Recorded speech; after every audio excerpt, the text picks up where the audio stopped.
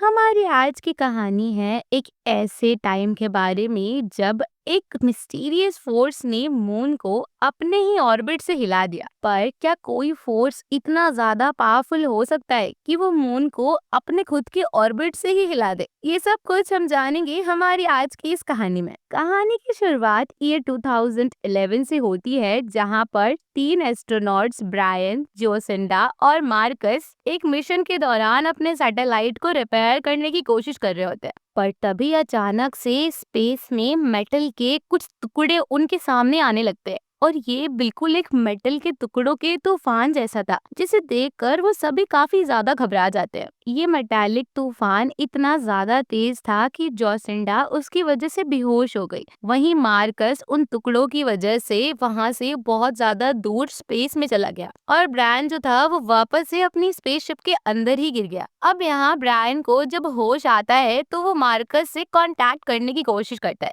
पर मार्कस तो न जाने स्पेस में अब कहाँ ही चला गया था। अब यहाँ पर वो वापस से पृथ्वी पर जाने का एक रास्ता ढूंढने लगता है, पर वो ये चीज नोटिस नहीं करता है कि वो मेटालिक टुकड़े जो हैं वो मून के एक होल में एंटर कर चुके हैं। अब यहाँ कुछ समय बाद ब्रायन सक्सेसफुली उस स्पेसशिप को वापस से अर्थ पर लैंड करवा देता है, जिसके लिए उसे एक हीरो समझा जाता है, क्योंकि उसने अपनी और अपने साथी एस्ट्रोनॉट्स की जान बचाई थी। हालांकि ऐसा सिर्फ कुछ एक आध साल के लिए ही होता है, क्योंकि जब इन्वेस्टिगेशन की जाती है तो ये सामने आता है कि ब्रायन की ही बेवकूफी की वजह से वो इंसिडेंट हुआ, और उसके मेटालिक स्वॉर्म वाली बात पर कोई भी विश्वास नहीं करता है। और जोसिंडा भी उसका साथ नहीं दे पाती है, क्योंकि वो बेहोश हो गई थी। इस वजह से ब्रायन को उसकी जॉब से फायर कर दिया जाता है, और उसका घर भी उससे छीन लिया जाता है। अब यहाँ से सीन 10 साल बाद शिफ्ट होता है, जहाँ पर हम केसी हाउसमैन नाम के एक आदमी को देखते हैं, जो कि कैलिफोर्निया की एक यूनिवर्सिटी में जैनिटर था।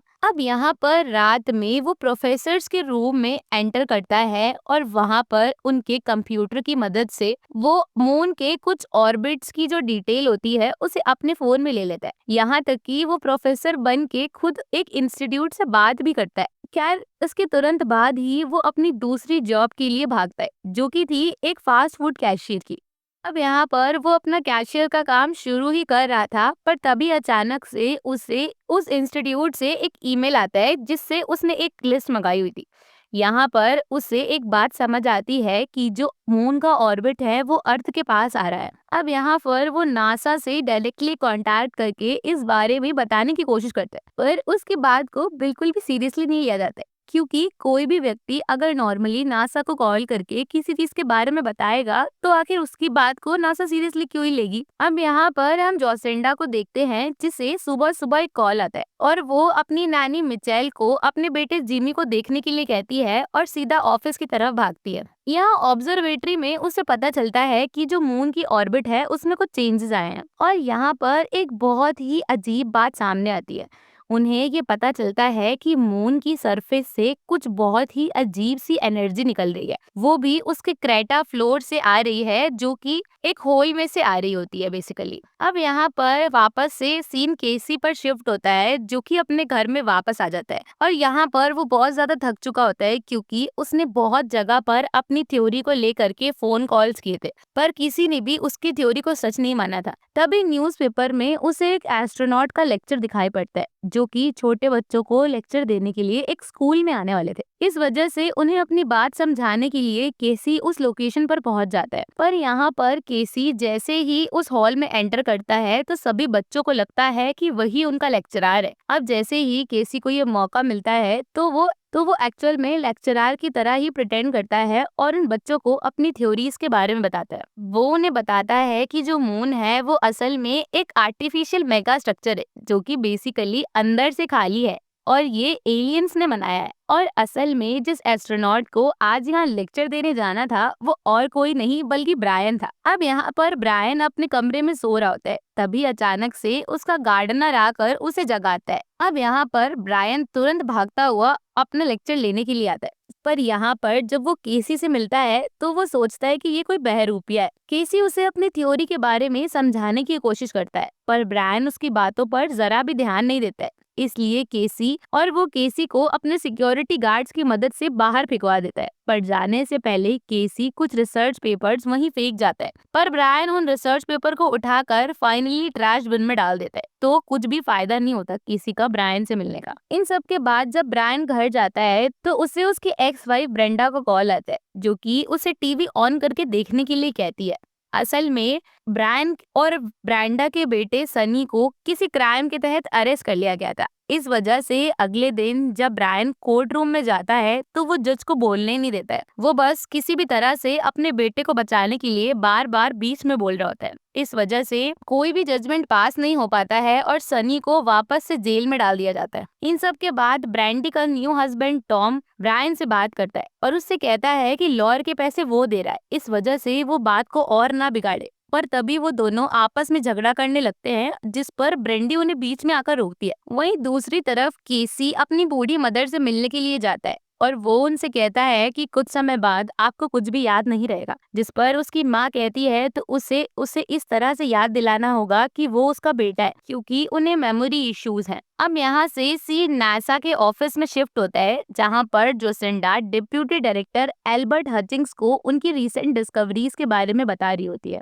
असल में मून का जो ऑर्बिट था वो अब एलिप्टिकल हो गया था, जिसका मतलब था कि मून के ऊपर जो डेब्रीज थी वो 3 हफ्तों के अंदर अंदर पृथ्वी पर गिरने वाली थी। अब यहाँ पर जोसिंडा ये सारी सिचुएशन देखकर एल्बर्ट से एक बार फिर से खुद को मून पर जाने देने के लिए कहती है, पर यहाँ पर एल्बर्ट उन सभी को शांत रहकर कुछ सोचने के लिए कहता है, क्योंकि इस तरह से रैंडमली कोई भी डिसीजन नहीं लिया जा सकता था। पर उसके ये सब कुछ कहने से पहले ही एक एनोनिमस सोर्स के थ्रू ये इन्फॉर्मेशन पूरे शहर में फैल जाती है और अब सभी लोग शहर छोड़कर जाने लगते हैं। वहीं दूसरी तरफ ब्रायन अब भी अपने बेटे को बचाने के लिए उस ट्रायल के जज को घूस देने की कोशिश करता है, पर जो जज होता है उसके पास ब्रायन की बात सुनने का टाइम नहीं होता है। हालांकि ब्रायन को छोड़कर बाकी सभी लोगों को इस न्यूज के बारे में पता था। तभी अचानक से ब्रायन टीवी पर एल्बर्ट को बात करता हुआ देखता है, जहां वो एक प्रेस कॉन्फ्रेंस में कह रहा होता है कि लोगों को पैनिक करने की कोई जरूरत नहीं है, क्योंकि वो सिचुएशन को किसी न किसी तरह से मैनेज कर लेगा। वहीं टॉम, जो कि ब्रेंडी का हस्बैंड था, वो भी अब उस सिटी को छोड़कर जाना चाहता था,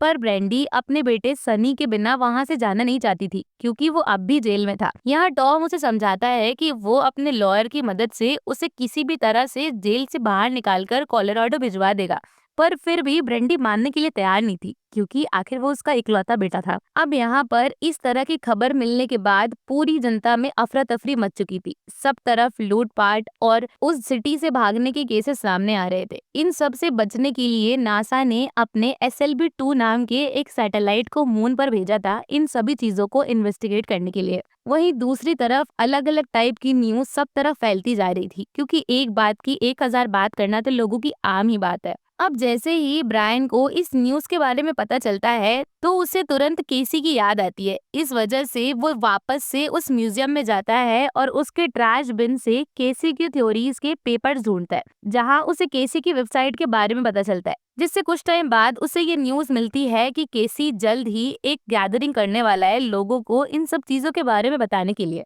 अब यहाँ से ब्रायन को समझ आ जाता है कि केसी की थ्योरी असल में कितनी ज्यादा सही थी और वो कितना ज्यादा सच बोल रहा था। अब यहाँ पर SLS की जो सैटेलाइट मून पर भेजी गई थी, वो एक प्रोब को उसी होल में डालती है जहाँ पर वो मेटेलिक स्वॉर्म था। हालांकि उनमें से किसी को भी इस बारे में नहीं पता था। अब यहाँ पर प्रोब एक डेप्थ तक ही उस सरफेस के अंदर जाता है, पर कुछ टाइम बाद वो अपने आप ही वापस से ऊपर की तरफ आने लगता है और तभी अचानक से बहुत सारे मेटल के टुकड़े, जिनके बारे में ब्रायन ने पहले भी बताया था, वो उस होल से बाहर निकल आते हैं और SLV सैटेलाइट में बैठे सभी एस्ट्रोनॉट्स पर अटैक करके उन्हें मार डालते हैं। वहीं दूसरी तरफ ब्रायन केसी से मिलने जाता है, जहाँ पर वो अपनी मीटिंग को बुलाए हुए था, पर वहाँ पर कोई भी लॉजिकल बातें नहीं हो रही थी। पर ब्रायन को ये जानने में बहुत ज्यादा इंटरेस्ट था कि आखिर केसी को नासा से भी पहले ये बात कैसे पता थी कि मून का ऑर्बिट शिफ्ट होने वाला है। इस वजह से वो उसे एक रेस्टोरेंट में बात करने के लिए लेके जाता है। अब यहाँ पर केसी उसे बताता है कि वो पिछले 10 सालों से मेगा स्ट्रक्चर्स के बारे में स्टडी कर रहा है जो कि एलियंस ने बनाए थे,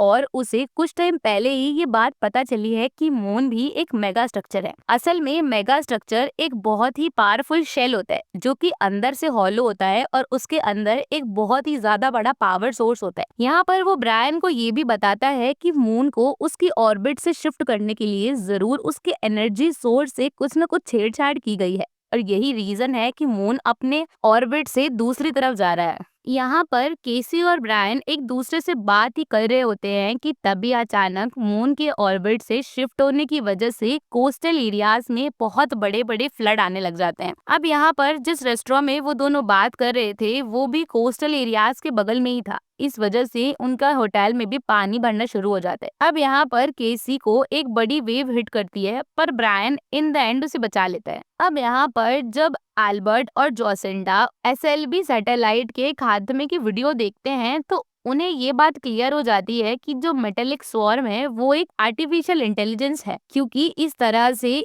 उन पर हमला करना किसी नॉर्मल सिस्टम के लिए पॉसिबल नहीं है। अब ये सब कुछ देखकर एल्बर्ट घबरा जाता है, इस वजह से वो उसी पल अपना इस्तीफा दे देता है। पर ये सब कुछ देखकर जोसिंडा बहुत ज्यादा गुस्सा हो जाती है, क्योंकि इस तरह से बिना कुछ एक्सप्लेन किए वो वहाँ से नहीं जा सकता था। पर एल्बर्ट कहता है कि अब से जोसिंडा ही न्यू डेप्यूटी डायरेक्टर है, इस वजह से अब वो अपने आप ही सब कुछ संभाल ले। अब यहाँ पर जब जोसिंडा को सारी की सारी एक्सेस ग्रांट हो जाता है तो वो तुरंत से उन पुरानी वीडियोस को देखती है जब वो ब्रायन और मार्कस अपने मिशन पर गए हुए थे। यहाँ वो देखती है कि ब्रायन ने हमेशा से सच कहा था, और वो उन वीडियोस में उन मेटेलिक स्वॉर्म्स को भी देख पाती है जो उसने प्रेजेंट में एसएलबी पर देखे थे। पर यहाँ पर अब भी जोसिंडा को समझ नहीं आ रहा था कि आखिर ये सब क्या हो रहा है। तभी अचानक से वहाँ होल्डन फील्ड नाम का एक पुराना नासा ऑफिशियल आता है। वो उसे बताता है कि 1969 में जब फेमस अपोलो 11 ने मून पर लैंडिंग की थी तो उसने पूरे 2 मिनट तक कांटेक्ट खो दिया था, और उस वक्त क्या हुआ ये बात किसी को भी पता नहीं है। असल में वो जो 2 मिनट्स का कटआउट था वो इस वजह से था क्योंकि उन लोगों को मून पर एक ऐसी आर्टिफिशियल इंटेलिजेंस मिली थी जो कि पृथ्वी की समझ से बहुत ज्यादा आगे की थी। इस वजह से ह्यूमंस ये नहीं चाहते थे कि बाकी पूरी दुनिया को इस तरह के किसी भी फोर्स के बारे में पता चले। इसके बाद से ज़ूलू एक्सरे 7 नाम का एक मिलिट्री प्रोग्राम भी चलाया गया था इस बारे में रिसर्च करने के लिए, पर बजटरी रीजंस की वजह से उसे बंद कर दिया गया। अब यहाँ पर जोसिंडा सभी मिलिट्री वाले लोगों से बात करके इस प्रॉब्लम के बारे में उसका सोल्यूशन निकालने की कोशिश करती है, पर सभी बस यही कहते हैं कि इन सब के लिए अब जोसिंडा रिस्पॉन्सिबल है, यानी कि ये उसकी जिम्मेदारी है कि इस प्रॉब्लम को कैसे मैनेज करना है। अब इन सबको हैंडल करने के लिए वो अपने एक्स हस्बैंड डग डेविडसन को कॉल करती है, जो कि एक मिलिट्री जनरल था। यहाँ पर डग उससे कहता है कि उसे और जिमी को भी उसके घर आ जाना चाहिए, पर जोसिंडा कहती है कि वो अपनी पोजीशन को छोड़कर उसके घर पर नहीं आएगी क्योंकि ये अब उसकी जिम्मेदारी है। वो डग से कहती है कि वो उसे ज़ूलू एक्सरे 7 दे, भले ही वो इनकम्प्लीट हो तो भी, क्योंकि उसकी ईएमपी ही अब उनकी लास्ट ऑप्शन है। यहाँ पर डग उसका ऑफर फाइनली एक्सेप्ट कर लेता है, बट वो उससे ये प्रॉमिस करवाता है कि जब वो रिलीज होगा तब वो और जिमी उसके घर पर आ जाएंगे। अब यहाँ पर उसी रात ब्रायन को लेने के लिए नासा से कुछ लोग आते हैं, पर यहाँ पर ब्रायन अपने साथ साथ केसी को भी लेकर जाता है, और केसी बाद में ये बात एडमिट करता है कि वही इंसान था जिसने इंटरनेट पर वो इन्फॉर्मेशन लीक की थी। अब यहाँ पर जोसिंडा ने ब्रायन को इसलिए बुलाया था क्योंकि वो अकेला एस्ट्रोनॉट था जो कि बिना पावर के उस शटल को लॉन्च कर सकता था, क्योंकि उनके सामने जो एआई था वो बहुत ही ज्यादा समझदार था। अगर वो कोई भी एक्शन लेंगे तो वो तुरंत ही उसे डिटेक्ट कर लेगा। यहाँ पर ब्रायन ये काम करने के लिए मान जाता है, पर उसकी एक शर्त थी। वो चाहता था कि पहले उसके बेटे को जेल से निकालकर एक सुरक्षित जगह पहुंचा दिया जाए। अब जैसे ही उसकी ये डील एक्सेप्ट हो जाती है वो लोग एक पुराने स्पेसशिप को लेकर आते हैं उस ईएमपी को लॉन्च करने के लिए। वहीं दूसरी तरफ पूरी दुनिया में अब भयंकर वॉल्केनिक इरप्शंस हो रहे थे और अर्थक्वेक्स आ रहे थे, पर ये सब पॉसिबल कैसे था? क्योंकि मून की ग्रेविटी तो इतनी स्ट्रांग ही नहीं है कि वो अर्थ पर इतनी तबाही मचा सके। यानी कि केसी की जो मेगा स्ट्रक्चर थ्योरी थी वो कहीं ना कहीं सच साबित होती दिखाई दे रही थी। अब यहाँ पर फाइनली ब्रायन उस शटल के साथ जो कि उन्हें लैंड करना था उससे लेकर कुछ लोगों को समझाने लगता है कि आखिर वो उस काम को करेंगे कैसे। पर तभी एंड मोमेंट पर एक बड़ा सा अर्थक्वेक उस शटल को हिट करता है जिससे उनका इंजन खराब हो जाता है। यानी कि अब उनका जो प्लान था वो पूरी तरह से फ्लॉप था। इसलिए अब जोसिंडा सभी को अपनी फैमिली के पास जाने के लिए कहती है क्योंकि वो जानती थी कि शायद अब यहाँ कुछ भी नहीं हो सकता है। अब यहाँ पर जब जोसिंडा भी बाकी लोगों की तरह घर जा रही थी तभी वो देखती है कि केसी कुछ कैलकुलेशंस कर रहा है और जब वो उसके पास जाती है तो केसी कहता है कि अगर वो लोग मून की ही ग्रेविटेशनल पुल का इस्तेमाल करके उस शटल को लॉन्च करेंगे तो शायद बात बन जाएगी क्योंकि इस समय मून की ग्रेविटी बहुत ही तेजी से अर्थ पर काम कर रही है। अब ये प्लान अच्छा था, इस वजह से ब्रायन, जोसिंडा और केसी इस मिशन को अकेले ही एग्जीक्यूट करने के लिए निकल जाते हैं। वो तीनों अपनी फैमिली को गुड बाय कहते हैं और तभी अचानक से एक बहुत ही बड़ी वेव शटल के पास आने लगती है। पर इसके पहले कि वो उसे कुछ डैमेज कर पाती, ब्रायन उस शटल को लॉन्च करने में कामयाब हो जाता है। अब यहाँ पर शटल पूरी तरह से लॉन्च हो चुकी थी और अब वो लोग धीरे धीरे मून के नजदीक पहुंच रहे थे। वहीं दूसरी तरफ मून के अर्थ के पास आने की वजह से अर्थ का टेम्परेचर बहुत ही ज्यादा कम हो गया था। सब तरफ भारी बर्फबारी हो रही थी और यहाँ पर मिचेल और जिमी को बहुत ही ज्यादा मुश्किलों का सामना करना पड़ रहा था। हालांकि उनके पास गन्स वगैरह थी पर उसके बाद भी उस हार्श वेदर कंडीशन में वो लोग डव के पास नहीं पहुंच पा रहे थे। वहीं दूसरी तरफ जब ब्रायन, जोसिंडा और केसी उस शटल के साथ साथ मून के सरफेस पर लैंड करते हैं तो वो मेटालिक स्वर्म उनकी तरफ अटैक करने लगता है क्योंकि उसे कहीं ना कहीं इस बात का अंदाजा था कि ये लोग उसे नुकसान पहुंचाएंगे।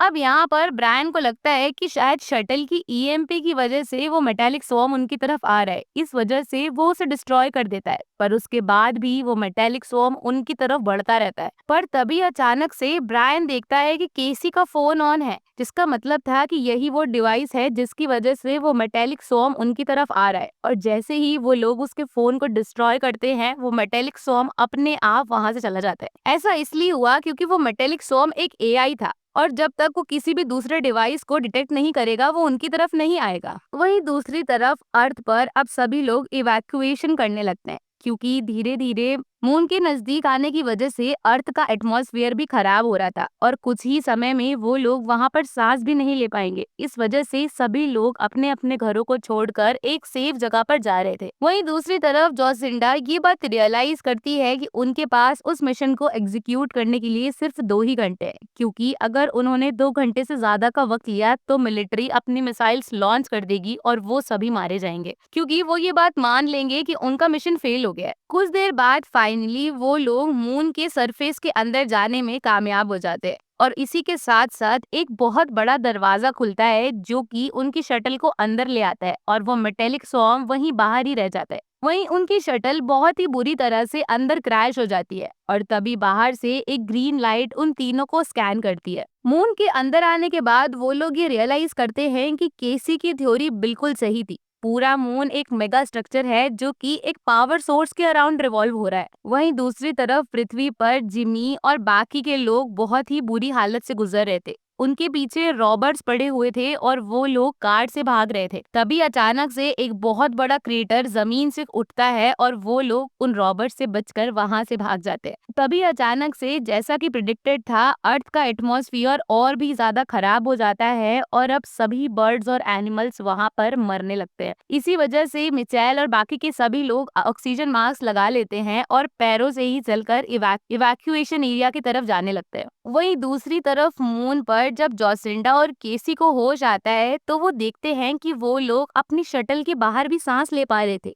यानी कि मून पर भी ऑक्सीजन मौजूद थी और यहाँ तक कि वहाँ पर ग्रेविटी भी थी। अभी उन्हें ये सब कुछ समझ में नहीं आ रहा था पर तभी वो देखते हैं कि ब्रायन भी गायब है और अब वो लोग उसे ढूंढने लगते हैं। अब यहाँ पर जोसिंडा एक थ्योरी सजेस्ट करती है उसका ऐसा मानना था कि उस जगह पर दो एंटिटीज हैं, जिसमें से एक अच्छी है और एक बुरी है। तो जो अच्छी एंटिटी है बेसिकली वो उनकी मदद करने की कोशिश कर रही है। वहीं दूसरी तरफ ब्रायन की मुलाकात एक अच्छी एंटिटी से होती है, जो कि उसके बेटे का रूप लेकर उसे समझाने की कोशिश करती है कि आखिर यहाँ पर हुआ क्या है। अब वो उन्हें बताता है कि बिलियंस ऑफ ईयर्स पहले ह्यूमैनिटी के एंसेस्टर्स बहुत ही ज्यादा खुशी से इस प्लेनेट पर रहते थे और उनके पास बहुत ही ज्यादा हायर टेक्नोलॉजी थी जिसकी ह्यूमंस कल्पना भी नहीं कर सकते हैं। पर तभी अचानक से सब कुछ खत्म हो गया क्योंकि उन्होंने बनाया एआई और वो उनके अगेंस्ट हो गया। अब यहाँ पर वो एआई इतना ज्यादा सेल्फ अवेयर हो गया कि उसने नैनो पार्टिकल्स का फॉर्म लेकर पूरी बायोलॉजिकल लाइफ को डिस्ट्रॉय करना चाहा। अब पूरी तरह से खत्म होने से बचने के लिए ह्यूमंस ने मेगा स्ट्रक्चर जैसे मून्स का सहारा लिया ताकि वो लोग उन नैनो पार्टिकल से बचे रहे। अब यहाँ पर जब वो लोग मून पर थे तब उन्होंने देखा कि अर्थ ही एक ऐसी जगह है जहाँ पर लाइफ है। अब यहाँ पर वो उसे बताता है कि वो लोग ऐसा चाहते हैं कि ह्यूमंस उस मेटालिक कोर को अपनी तरफ आकर्षित करे ताकि मून अपने ऑर्बिट पर वापस चला जाए और यही एक तरीका है इस कैलामिटी को रोकने का। अब यहाँ पर इन सब बातों को बताने के बाद ब्रायन वापस से जोसेंडा और केसी से मिल जाता है और वो उन्हें भी इन सभी चीजों के बारे में बता देता है। वापस आकर वो देखते हैं कि उनके शटल को एआई ने पूरी तरह से रिपेयर कर दिया है और उनकी ईएमपी को भी अपग्रेड कर दिया गया है ताकि वो उस मेटालिक सॉर्म को मिटा सके। पर उनके पास इस काम को करने के लिए केवल 10 मिनट ही बाकी थे क्योंकि 10 मिनट बाद जो मिलिट्री के मिसाइल से वो मून पर आ जाएंगे और अगर मून खत्म भी हो गया तो भी वो नैनो पार्टिकल्स पृथ्वी पर हमला करके उन सभी को मार देंगे क्योंकि पृथ्वी पर अभी तक किसी को भी इस बारे में कोई जानकारी नहीं है।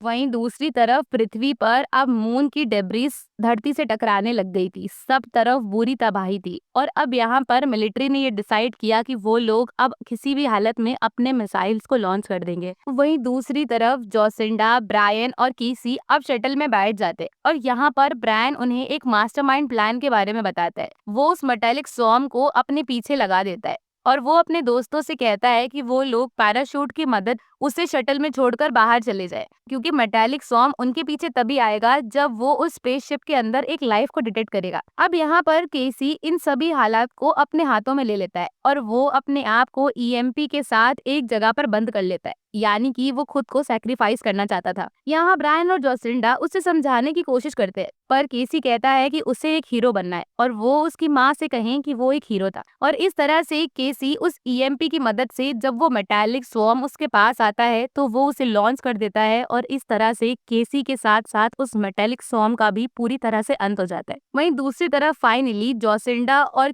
ब्रायन अब अर्थ पर वापस से लैंड कर जाते हैं और वो लोग ये देखते हैं कि अब क्योंकि वो मेटालिक स्वॉर्म चला गया था इस वजह से मून धीरे धीरे अपने ऑर्बिट की ओर वापस जा रहा था और अब अर्थ पर वेदर भी नॉर्मल होता जा रहा था, यानी कि अब सब कुछ ठीक हो गया था। कुछ ही टाइम बाद वहां पर मिलिट्री के हेलीकॉप्टर्स आ जाते हैं और वो लोग जोसिंडा और ब्रायन को वहां से रेस्क्यू कर लेते हैं और इसी के साथ साथ वो दोनों अपनी फैमिली के साथ भी रीयूनाइट हो जाते हैं। वहीं दूसरी तरफ हम केसी को देखते हैं जो कि उसकी एक कॉन्शियसनेस थी और यहाँ पर वो अपनी मदर के रूप में एक स्पिरिट से बात करता है और वो उसे बताती हैं कि वो केसी की एक कॉन्शियसनेस है, यानी कि केसी भी अब मून पर था और वो अब मून को एक बेटर स्ट्रक्चर बनाने में मदद करेगा ताकि एक अच्छा फ्यूचर बन सके। और इसी के साथ साथ ये बेहतरीन मूवी यहीं पर खत्म हो जाती है। तो दोस्तों अगर आपको ये वीडियो अच्छी लगी हो तो हमें कमेंट करके जरूर बताएं। वीडियो पसंद आई हो तो don't forget to like, subscribe and share our channel. दोस्तों अगर आपको इसी तरह की और वीडियोस देखनी है तो हमने एक प्लेलिस्ट बनाई है जिसमें हमने सिर्फ इसी तरह की मूवीज को एक्सप्लेन किया हुआ है। So do watch them and keep supporting us.